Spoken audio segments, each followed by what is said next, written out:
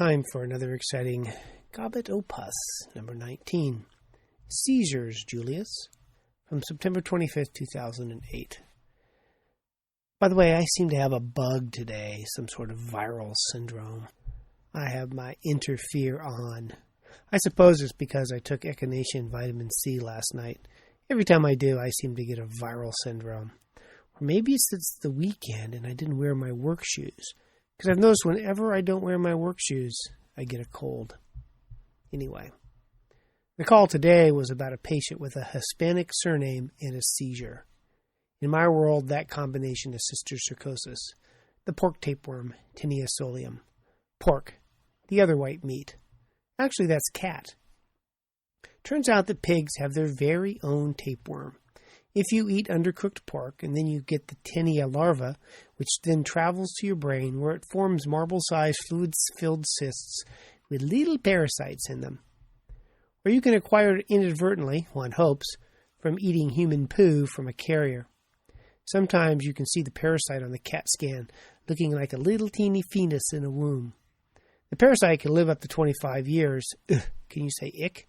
But eventually all good things come to an end and the parasite dies. The cyst breaks down, releasing parasite parts. Parasite parts. Wasn't that a Courtney Love song? Anyway, the parasite parts then cause the immune system to attack, the brain becomes inflamed, and then the patient gets a headache and seizures. Or the parasites die and they calcify, which can also serve for a focus of seizures. In the U.S., pork tapeworm is not a problem, but south of the border, it is a very common cause of seizures. And while it may not be a big problem in the United States, one of the rare times I have sent food back is when the pork loin was rare.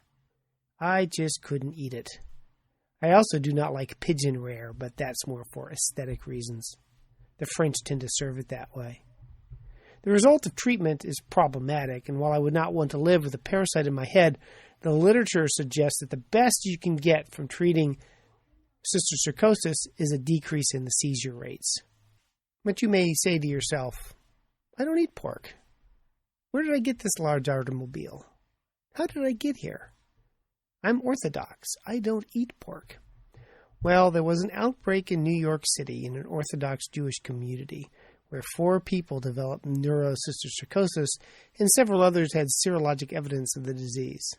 The source? Domestic help that had recently immigrated from Latin America, where tinea is endemic. It was in the stool of the workers who passed it from worker to food to family.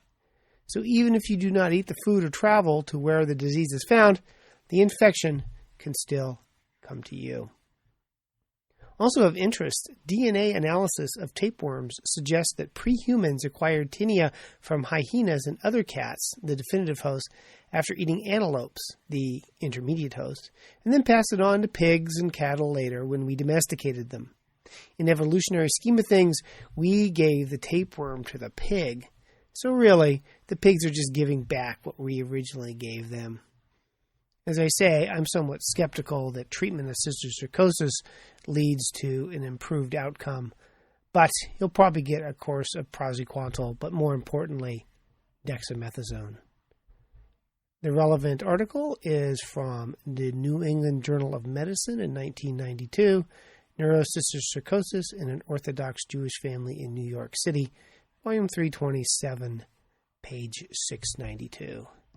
And that ends another Gobbet Opus.